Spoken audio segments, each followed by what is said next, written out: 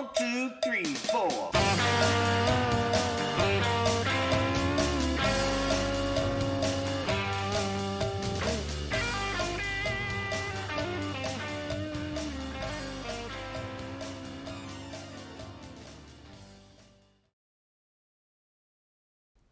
Good morning and welcome back to Behind the Pen. Before we get started, two things. Number one, I don't go ahead and make sure that the people who are on this show have my beliefs, and I don't expect them to share them in any way, shape, or form. I don't really vet people over that.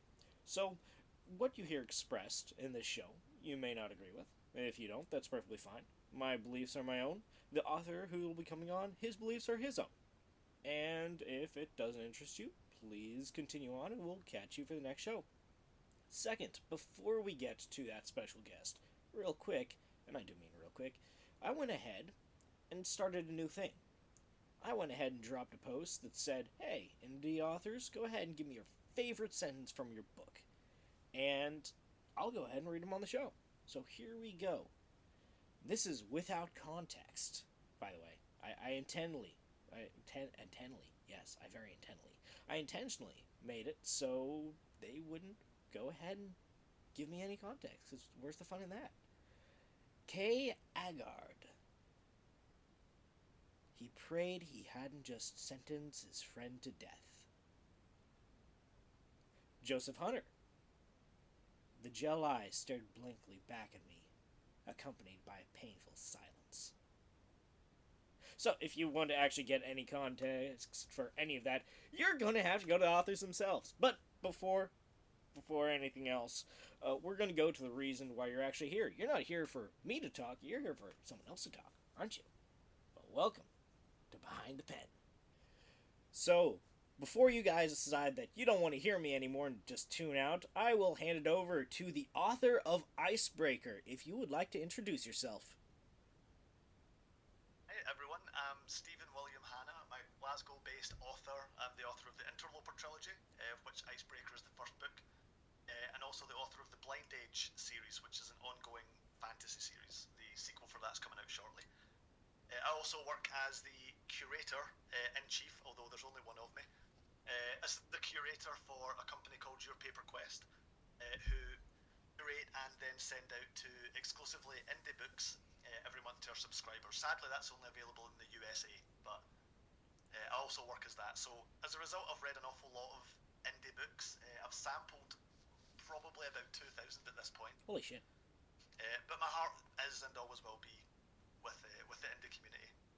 So I'm an indie author, have been for a long time. So, the Paper Quest, I've seen a little about it on Twitter. You can go ahead and send in your book. It has to be formatted properly. The format is just... Go ahead and explain a little bit about that, if you don't mind.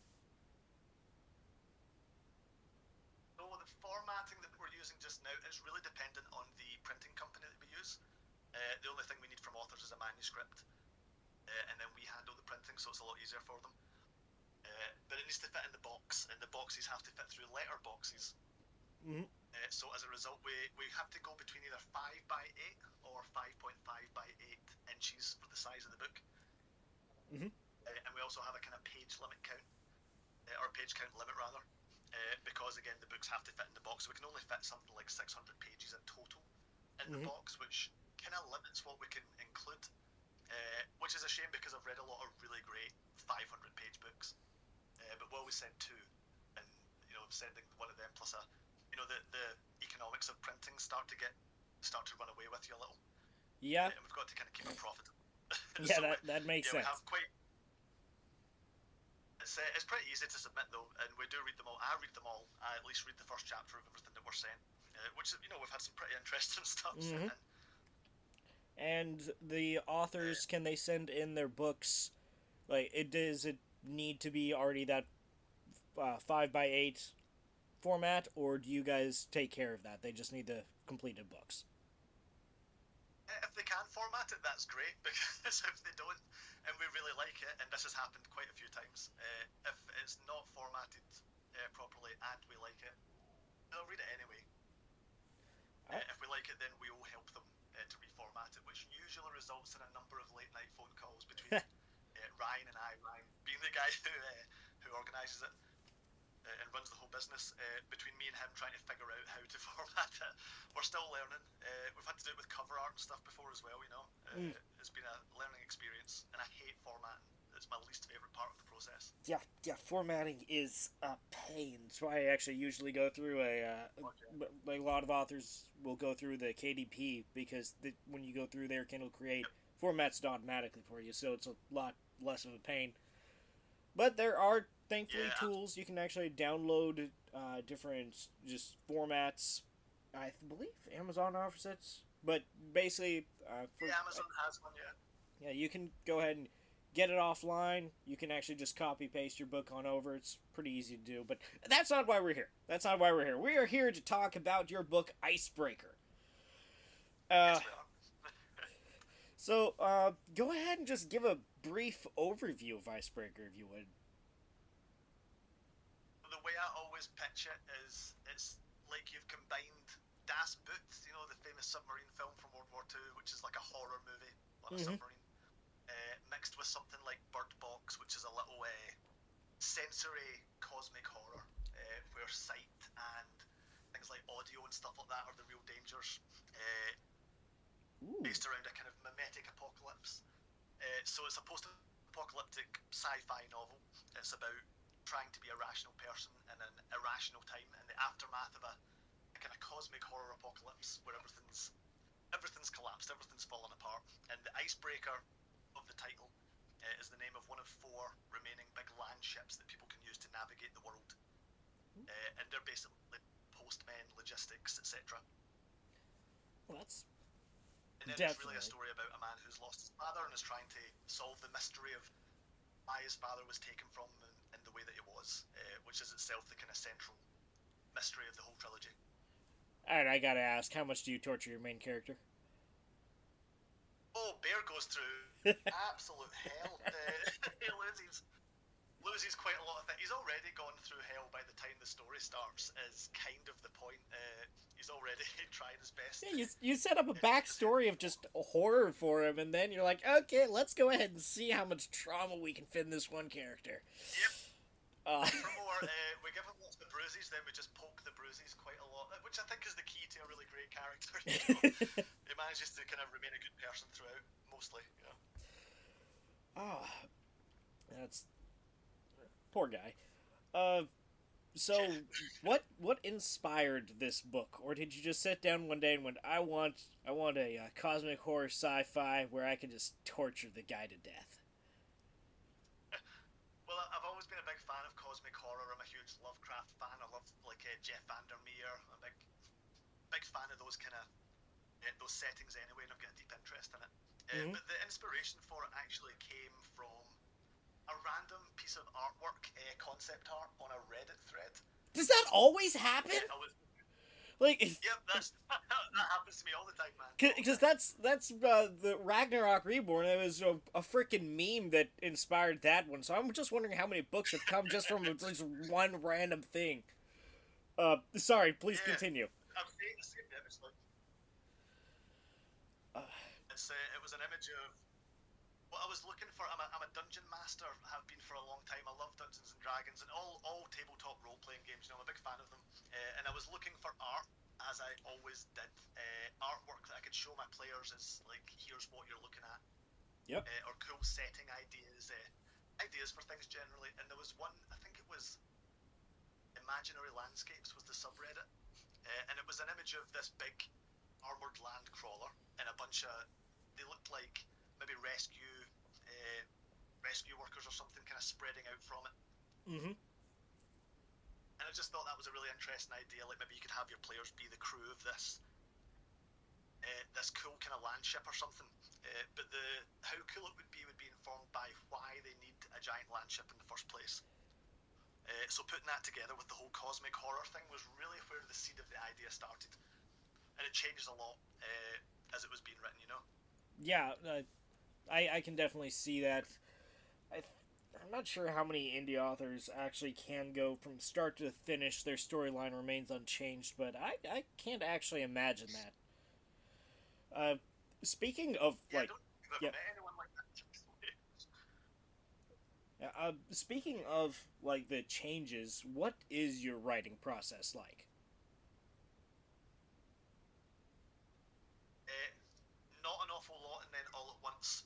So I'll operate a bit like a capacitor or like a hydro dam or Mm-hmm. something where there's a lot of build up, and then lots happens at once.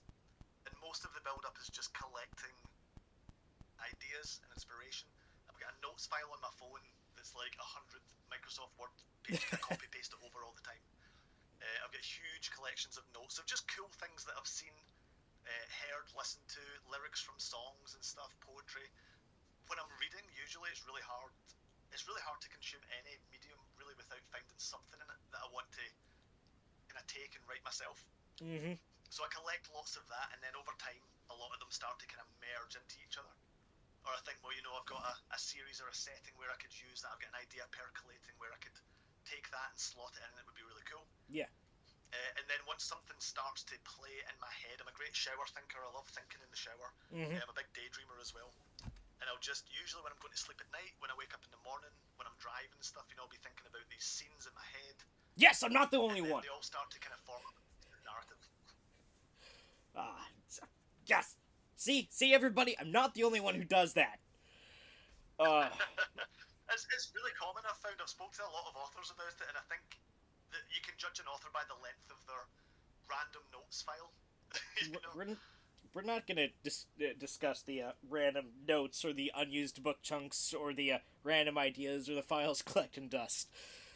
Uh, so, do you typically work with any type of storyline or like skeleton written down, or is it something you've kind of got more set in your head so you know where the idea's going? You can just kind of get it out there, pull your book chunks in, pull your ideas in, and lay it down rather than having it all stretching out before you. Yeah, that's a really good question. It's similar. I mentioned that I was a dungeon master, and the way that I run players through a session is Mm-hmm. very similar to how I write a book to the complete product kind of thing, the complete work. I don't like using the word product, Mm-hmm.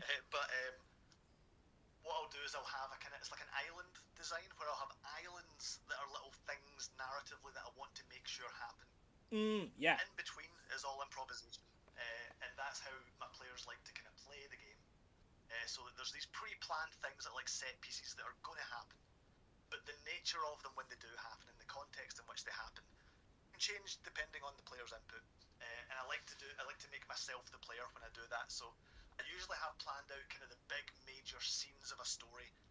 But by the time I get to them, it might be a completely different context or different characters that it's happening to. Or maybe the characters let me know in the way that they often do that this isn't the way that things would go, and I have to kind of start improvising quite a lot from there. But the connective tissue is almost all improvisation. Yeah, it's making it up as I go. And I I always have the ending mm-hmm. planned out as well. Like I have to know how it's ending so that I can work out how to get there. I've dealt with a lot of the authors that basically have some type of storyline, but no, I can understand that writing process is scarily similar to mine. And that's where kind of people get confused. Like, wait, your characters talk to you? It's like, yes, they've got their own development in their head, in my head. So of course, if they say, hey, I'm someone who's actually smart, I'm not going to jump off a cliff for the hell of it, type of deal. But yeah, and then you have to start making up what happens next. honestly, though, I actually prefer those kinds of books because Oh yeah. don't get me wrong, skeletons they can be insanely useful. The problem is whenever I use them, they change like 6 times. And when the characters, for anyone who doesn't kind of use that system of writing, I guess for a better term, when you have all these characters living in your head 24/7, you're giving them their own motivations, their own backstories, their own thoughts, feelings, and so they have a little bit of an agency. You've put a little bit of yourself in them, so when you're focusing on them, then it's like, wait, no, they wouldn't do that. They'd do something else. They'd respond to an outside stimulus, and it really is almost like your characters are talking to you. And it's Exactly. Yeah. for people who use skeletons and the plantsters versus the pantsters. Some of the ones I've interacted with, they're like, no, my characters don't talk to me. The storyline doesn't change from start to beginning. I know exactly what I'm doing. I'm like, how the hell do you write like that? Yeah, that to me feels more like doing a rehearsed dance or something. Yeah, it's like Where writing the a steps are already speech. planned. Yeah, exactly. That feels kind of alien to me. Usually, my outlines don't survive contact with the actual first draft. Yeah, Anyway, but that I start writing it, and then I realise that the story is actually about something completely different that I didn't realise it was going to be about. Or something. There's a lot of that in the Interloper trilogy. A character does something, and I think, oh well, that's the outline. Out the way. yeah, pretty much. That doesn't matter anymore. I can't count how many times I've had to rewrite something because like, no, that doesn't work. Storyline changes, doesn't fit in. Now, that's not saying that for you plantsters out there, I'm not saying that your books are shit. I'm just saying I don't understand how you write like that. Man, got to make sure I don't piss off too many people with this. Yeah, remember how we were talking about cursing in the middle, like right before this started? I'm like, no, just try to avoid it. Oh yeah, I'm avoiding it perfectly fine right now, dear lord. Uh, so that's a writing process. Going back to and I have no idea why I decided to write questions out beforehand when my writing style and talking style is all over the place. But we're gonna try to stick with the questions. Even though we're whenever I do authors, I have almost like flip notes, just like things that I'd like to touch on, and then usually by the end of it, we've mentioned them all anyway without having to ask. Mm-hmm. Just the way that conversation goes, authors like to talk about their books. So, how long have you been writing? Since I could hold a pencil, is what it says on my Amazon bio, and that's the truth. I used to fold bits of A4 paper in half to make it look like a book, and I would illustrate and write my own books when I was in what you guys would call elementary school, when I was in primary school. And I used to get told off all the time for... I just read constantly when I was meant to be doing other things, and when I had free time, I would be writing my own books. They were terrible, like, the kind of stuff. Yeah, they're like, you look back on it, it's like, but yeah. Yeah. Did you ever get a book confiscated from you, like because you're reading in class? Oh yeah, all the time. Sometimes I was used as an example, like, oh, Stephen's reading all the time. You should all be reading all the time. But I quickly outgrew the books in the school and would bring in my own, and the teachers didn't like them so much. Of course, and I was like, how dare you advance beyond what we're teaching? No, you must fall in line, young student. And you would, no, I'm reading these. Yeah. And it was a lot of my dad's books and stuff. Me and my dad always used to go to the library. That was like a weekend thing. And you get, a grilled cheese and soup, and you got to go mental at the sci-fi and fantasy section. And my dad would always read, like Larry Niven and stuff like that, like Isaac Asimov and all these high-tech kind of sci-fi. So I was kind of brought up on that stuff. It was just left lying around. And I didn't understand most of what I read. I had to go back to them when I was much older and found a new appreciation for them. But that's actually pretty freaking funny. But how many books have you actually published? Like, you've got the Icebreaker, you mentioned it's part of a trilogy, but... So I'm in my 30s now, and I published my first book, self-published obviously, when I was 20, maybe 19, I can't remember, but I was at university at the time. And it was lovely, and we had a little book launch, and a lot of my friends had read it because they'd been reading my stuff for ages at that point, and they really liked it, and that was fun, and it sold maybe 30, 40 copies or something. And my mate, who was an art student, done the cover and everything, and it was all great. But the problem was it was 250,000 words of unedited. Oh!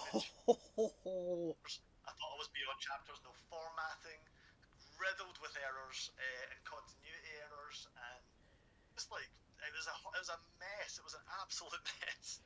And then I wrote another book after that, a kind of prequel, and then I wrote another book after that was a serial experiment where I emailed a mailing list of about 60 people with a chapter every week, and then published it all.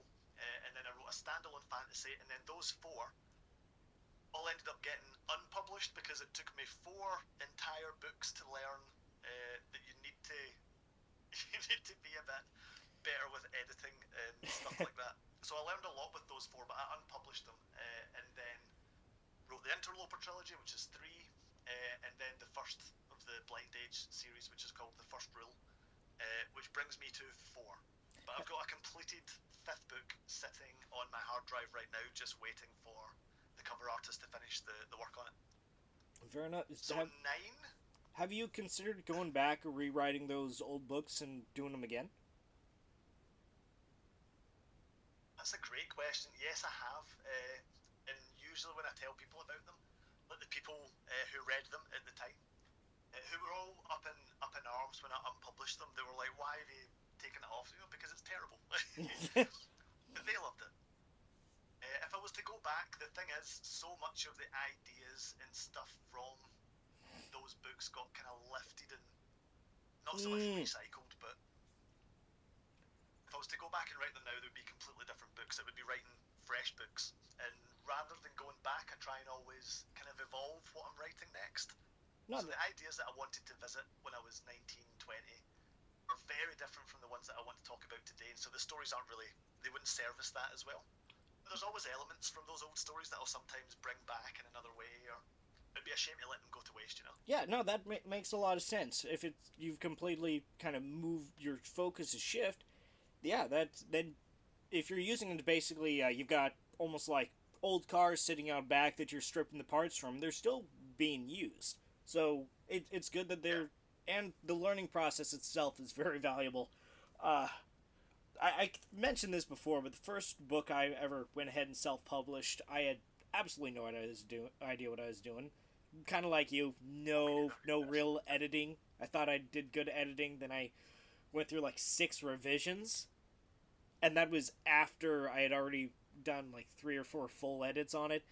And I accidentally, because I didn't understand paper size when I first got the copies in, they were full like copy paper sized books. They weren't the smaller actual novels. Yeah, it was like the 811 inches for like just the ones copiers prints out, and I'm like, oh crap. So no, I fully understand that, and that's what a lot of authors first starting out don't really realize is your first book is gonna be shit. The first draft is gonna be shit.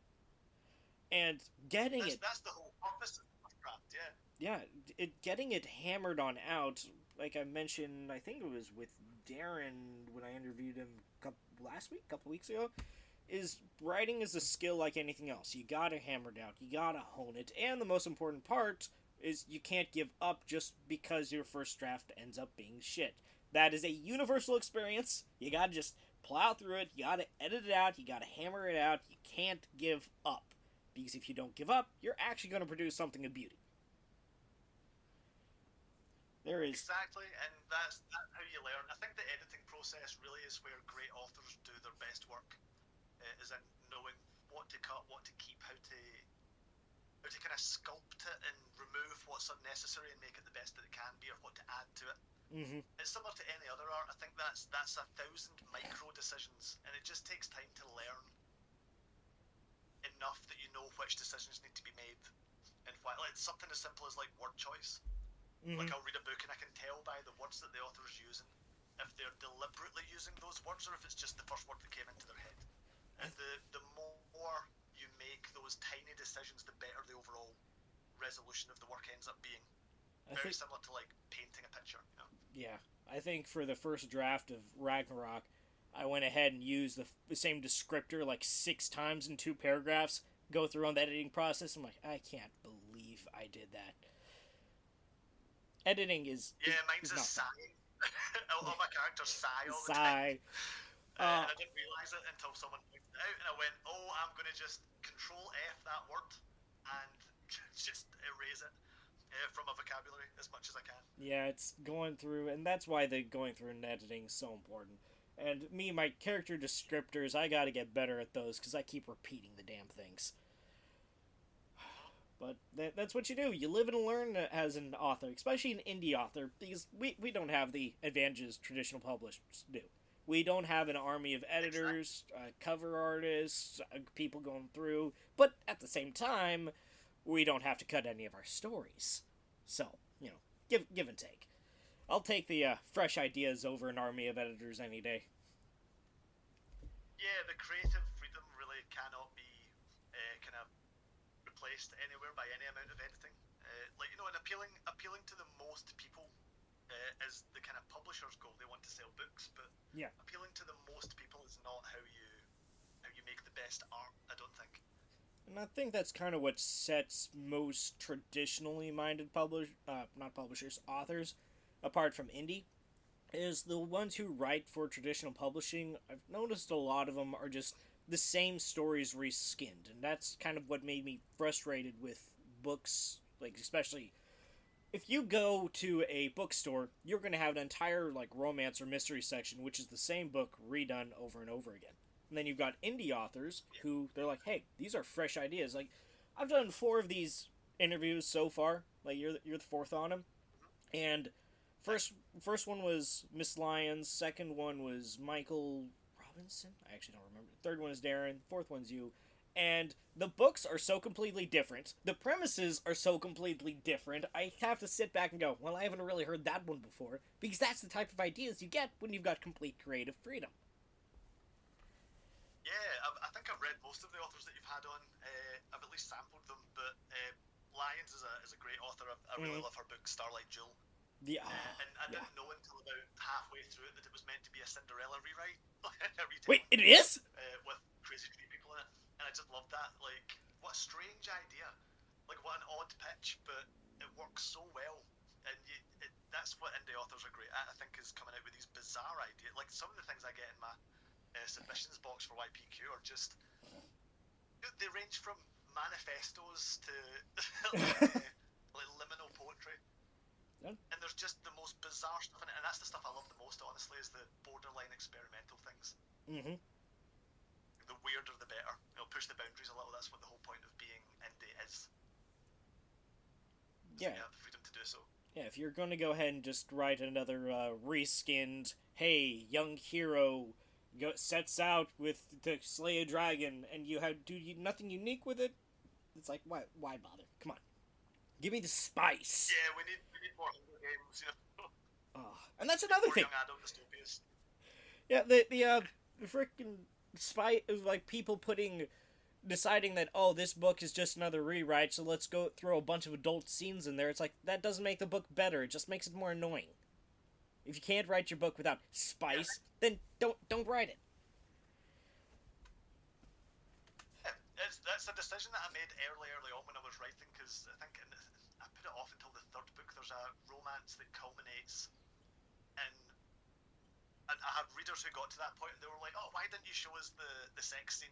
And I was like, because it's completely unnecessary for this kind of story. Yeah. It wouldn't add anything. It would just be smut. It'd be very well written smut, but it would just be smut at that point. Yeah, that's... It's much more to it, so it cuts to black instead. And if the reader is so inclined that they would like to imagine it, that's over to them.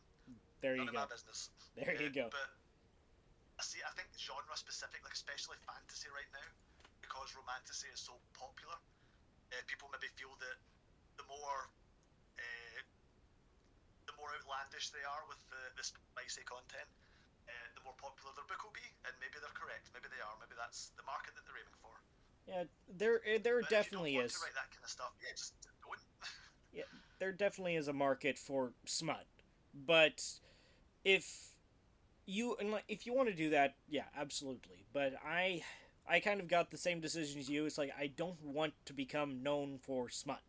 That's not what I wanted people to go. So my fantasy books, they do have like a little bit of a teaser, but there's nothing that it would be something adult themed. There would nothing be something that would even remotely need to fade to black. No steam. It's just, don't know if you read the same thing. Like growing up, there'd be something where it's a playful banter exchange between 2 people. Something that would raise eyebrows of adulthood, but enough to make you go, I know what you're getting at. So a little bit of that sprinkled through it, yeah, does some more enjoyment, but sex is not necessary for a book, and if you want to write that, please don't go ahead and get your hands on fantasy or sci-fi. Go to romance. That's where the section is. Leave the enjoyable shit out of it. Sorry, that was a little bit of a rant. No, I totally get it. The thing is, like, I've got absolutely no problem with smart. We all. I used to write. I used to write my own. It was quite successful at it and had a grand old time doing so, and that's great. I've got great amounts of time for the community. But yeah, I don't need it in my books. If it's there, that's fine. But I don't think it really makes or break. I've read great books with quite a bit of that in it. Like Obsidian by Sienna Frost has some very tasteful and some very distasteful sex scenes, and that's kind of the point. It meets you on that level. You know that's the kind of thing you're getting into. It doesn't shy away from it, but it does that with everything. Is the violence as well, and the kind of interpersonal relationships that people have. They're all written with a kind of quite an adult. And when I say adult, I don't mean just sex. I mean the full reality of how awful the world can be. That kind of adult. That's something I might have to read, actually. Oh, I'd highly recommend it. I think I recommended it on your Twitter question. Yeah, earlier. I think so. It's one of my favorite fantasy books. Let's go back here. I actually still have that bookmarked somewhere if I can figure out how to use a computer. Which, let's face it, that's... Go ahead and keep talking. I'm going to see if I can find where my damn bookmark list is. Yeah. But... Well, I've also read books with, like, I would call a lot of adult content, but the adult content is that just the most horrifying things are happening to people. Like, I think one of the other ones that I recommended you is Yuval Kordov's Dark Legacy series, which is a super grim, dark, kind of sci-fi, apocalyptic. He calls it incense punk because there's quite a strong religious vibe going through it, and it's a really fascinating, beautifully written trilogy. Yep. Just the worst things imaginable happen to people all the time. You recommended both of those on the yeah, I got that bookmarked. Sorry, please. They're both phenomenal. They're very adult. Like, I wouldn't give them to a child because they're harrowing. Harrowing is good. I quite often like a bit of harrowing in my books, you know. Yeah. And where was I? Sorry, I kind of did that and I completely misplaced my list. I do that a lot, actually. So what? Oh, that's what I was going to ask. Yeah. Wait. The train of thought crashed and burned and got set on fire. It was something about Icebreaker. Well, until I remember it. In Icebreaker, at least the sections I was trying to quickly read because I have next to no time for actually reading anymore, and it's kind of sad. But you use actually the third person present tense a lot, and it's not something I've actually seen. Like most books I've read haven't really used that, so just curious about what makes that most comfortable, and if that's a tense you always use. Yeah, weirdly enough, it is. I like to write stories that are very in the moment. The pacing tends to be quite fast, and it's usually from a single perspective. Icebreaker and its sequels are all from Bear's perspective until later on in the second and third books. I just find that it gives a sense of immediacy to things. No, that's fair. And when I'm telling people stories, I kind of go back and, like, if someone asked me what I was up to the other day, I would go back in my head and kind of relive it and tell them as if it's happening just now, you know. Like, say you're telling someone a story about something awful that happened to you. Say, I'm driving along the road when this happens, you know. Yeah. And it's just the way that I tell stories, so it's the language that I'm used to communicating in. Oh, that's fair. I was kind of curious about it. What hasn't been something I've seen a lot. I've had a couple of people comment on it, like, oh, it'd be better in past tense. I'm like, well, that's not how I write. And being self-published, I can write however I want. Yeah, there you go. I again, not something I've seen a lot of, but it's also not something that's going to make me put the book aside. It's like, okay, it's a different tense. Okay, if the story is well written and it's enjoyable, then yeah, go out and expand your horizons. Go ahead and read that present tense one that you don't normally read. Just go ahead and have some fun with it. No rules. But I do remember what I was going to ask you. There's no rules. in Icebreaker, is there any scenes of yours that are like favorites that maybe you had alpha or beta readers go, hey, it doesn't really add anything to the story that you went to screw it, I'm keeping it anyways? Oh, that's a really good question because I have a lot of scenes like that. When I wrote Icebreaker, I set out to write my favourite book, the book that I would most love to read. I put all my favourite things in it. Mm-hmm. There was a scene, it is one of my favourite scenes actually, where, spoilers, one of the characters loses a limb in quite a traumatic and violent fashion. Oh, yay. And there... It was a reader who is a medic in real life, like they really know what they're talking about. And they sat me down and were like, okay, I'm going to explain why none of this makes sense and it doesn't work like that. And I was crushed, but then I was like, fair enough, I'll rewrite that bit. My sister also really did not appreciate that scene, but that's because she has a deep-seated fear of violent amputations. Which I think isn't an unreasonable fear to have, it just really gives her the ick. Yeah, no, very, very rational fear there. But honestly, props on you. I've read and I've reviewed some books where some scenes made no sense. Like, okay, that's not how it works in real life at all. And for you to go, okay, go back and rewrite it, taking actual medical advice in, I think that just makes the book more enjoyable. Like, people going, hey, that actually happens, and it makes it more believable, and they can kind of invest a little more in the story. So it happens to me all the time. Like, I'll count up how many times I've said that's not how that works, and if it hits too high a bit, I just can't immerse myself in it really. Yeah, it breaks immersion. I hate doing it to other people. But no, honestly, props on you. Let's see. I think that's... It wasn't a scene, it was a specific line that I thought really slapped, where there's two characters are kind of like wrestling, trying to kill each other and stuff. Yeah. And I said, they tumbled like lovers down the slope or whatever. And my mate texted me as he read it and was like, boy, you can't say that, man. I've got the weirdest mental image in my head. These guys were fighting. Now they're spooking what's going on. And I was like, okay, but if it's in his head like that, I maybe need to reword it a little. Make it really try and capture the sense of violence. But again, word choice. Word choice is important. Yeah, fair. Still, that's tumble down the hill like lovers. All I thought of was the meme of, are we flirting or are we fighting right now? It's like, my hands are around your throat. It's like, still not answering my mixed signals here. I think I was probably trying to capture the intimacy of trying to kill someone and didn't do a very good job of it. So that's probably where that came from. Still. Any advice for people who are just starting out writing?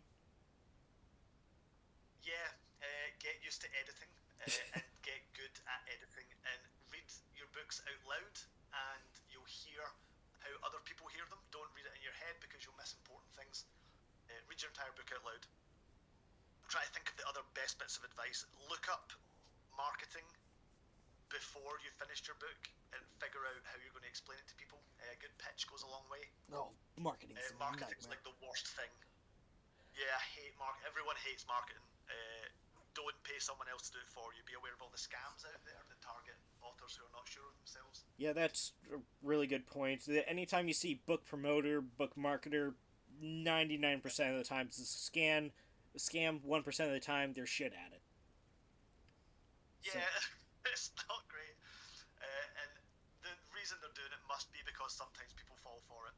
I've seen authors lose a lot of money on covers that weren't done by the people who said they were doing them and stuff. That would be my other advice: is get a good cover artist and get them before you're finished your first draft. And cover artists are busy and they take a long time. And to make sure you're aware, cover artists, you have to make sure that they are legitimate ones. There are a lot of scams out there. They might use AI, might pull up someone else's info or pictures, and the good cover artists are going to cost a chunk of change. They're not cheap, which is probably one of the biggest smacks in my face when I started in on this, and I ran into a lot of cover artists that weren't actual good cover artists. They were just trying to get some change quick.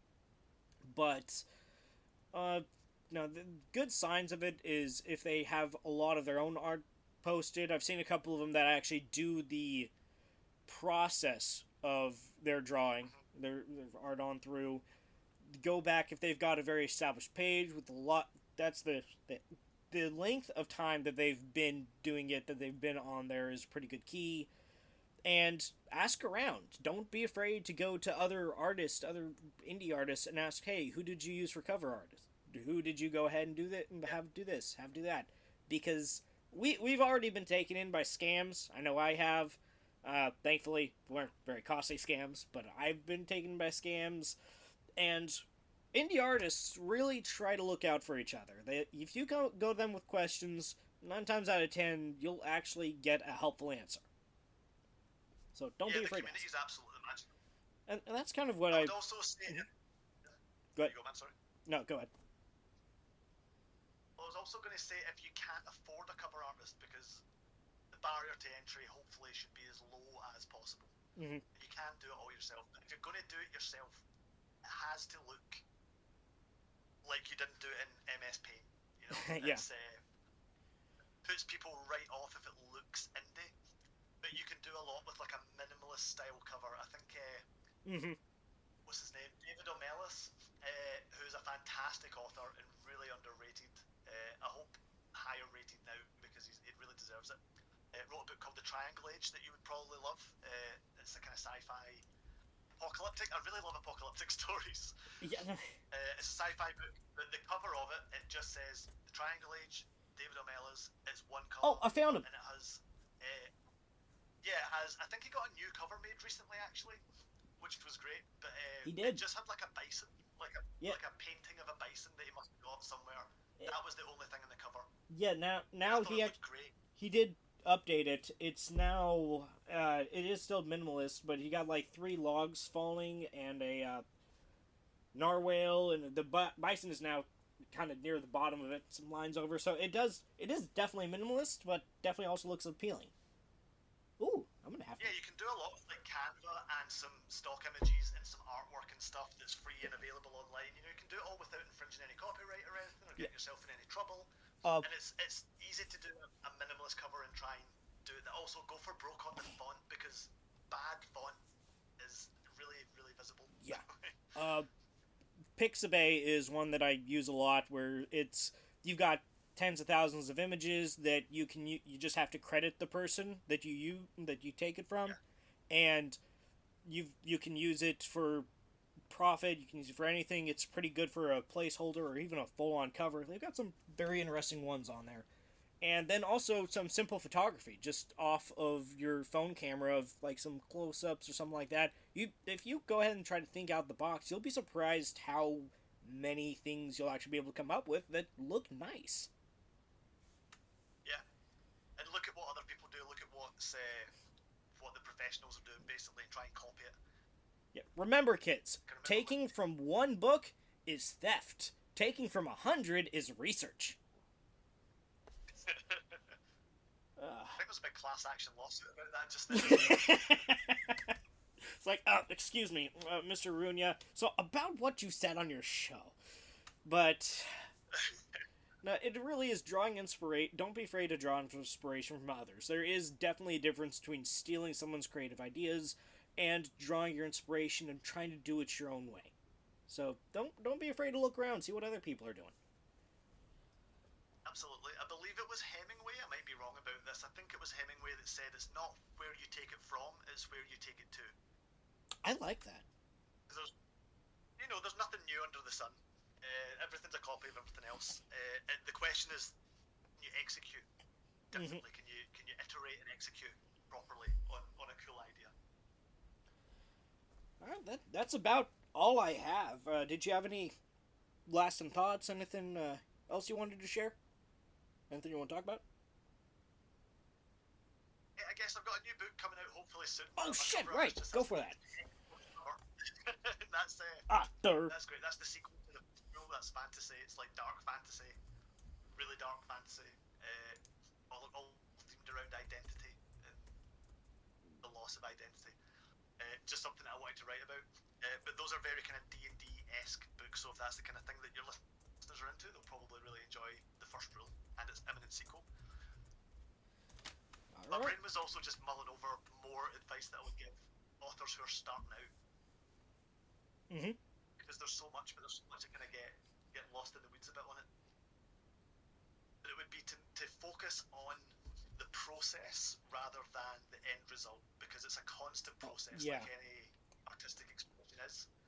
And like your previous guest, was it Darren was saying, it's a skill, you get better at it by doing it. It's a million tiny decisions, and you just need time on the keyboard or on the, I don't know, typewriter, whatever you use. It's just time behind the keyboard is how you get that, and reading great stuff. Read what other indie authors are doing, and see if you like what they're doing, and if you don't like it, try and figure out why, what it is about it that you don't like. It should be a constantly evolving effort to kind of find and refine your voice and your own style. It's what makes you stand out. That's actually what will get you fans. Yeah, that's a really good point. Seeing what you like and trying to analyze why, and seeing what you don't like and trying to analyze why. That's going to do a long way for your writing quality and being able to almost look at it with a technical eye too. Because it is art. It is absolutely art. But just like an artist will have almost like a scientific method to the colors they choose, or a musician has a scientific method to why they're choosing those notes and where they're trying to get people to feel, there is also a method to your writing. It is these elements combined together to draw your reader into not just, reading a book, but seeing a new world in front of their eyes. Yeah. You need to figure out the technical details. Go ahead. Yeah, it's all about you're directing the little movie in someone's mind. Shout out to all my friends with aphantasia who can't do that. But I visualize when I read. I try and write with quite a visual style, so that the person is kind of taken away into that, and then keep them there as long as you can. Also, for new writers, you probably don't need to write as much description as you think you do. It's all vibes when it comes to the reader. They'll populate it with whatever they want anyway. Just make sure that they get the vibe right. It's actually the atmosphere. That's more important. That's a really good point. I know I've read books that are very descriptive that can almost take away from it, but in the end, really, any book I read, I have my own visualization. I could be visualizing a character that's almost completely different. So I actually don't do a lot of descriptors in my books. I give one or two and let the characters... And it won't work for everyone. Some people are going to go, hey, I really couldn't visualize anything from this. But a lot of the ones I'm aiming for, they take a couple of visualizations and then they have their own idea of the character in their head, and it almost makes it more real for them. Not saying that that's the only way to write. I love hearing about who people populate the books that they're reading with. One of my friends read Icebreaker, and she was like, is it Glass? Big stoic, kind of mute, one of the crew members. She was like, Marcus Phoenix from Gears of War. And that's what he looked like in her head for the entire... Yes! I was like, that's kind of metal. I really like that, Yeah. Maybe he looks like that in my head now, Yeah, it's not going to be a universal experience for someone in a book, but yeah, they'll tend to have their own ideas. So yeah, you don't need to go, oh my gosh, you don't need to go, he had 4'5", green eyes, brown hair, short to shaved goatee, crease on one cheek. No, just give me a few of them. You're good. I've read quite a few books. I don't need an entire page of what this guy looks like. It's like, hey, he's short and he's angry. And I can go from there. I really can. I'll have a complete character idea just from that. Maybe it doesn't work like that for everyone, but... I mean, as soon as you told me that you had a goatee, I just visualized Tony Stark and that was me done. there you go. See, that's how easy it is. Just goatee, black hair. Boom. Done. Yeah, I'm quite often characters like a single defining trait, like something that they wear or something that they do, or part of their their hair color or something, and then just let the reader go wild with it. Give them an impression. Absolutely. All right, and again, everyone, that was Stephen William Hanna. The Icebreaker book we were talking about is available on Amazon. It's actually cheaper than I've found other indie books. It's on Kindle Unlimited for free right now, or $2.99 for the ebook. It is $12.98 for the paperback. So, I've seen indie books normally hit about 15 for the paperback, and some people price them rather highly. So, yeah, it's actually a more affordable one, and it is an enjoyable read. And I promise you, this is not something that you will find on a traditional bookshelf. If you want something that's actually something you haven't seen before for sci-fi, go read it. It actually came highly recommended. Miss Lyons, when I did the interview with her, went ahead and recommended you and your stuff. Like, that was one of the things. Nice. Yeah, so definitely recommend you on that. So, guys, go check it out.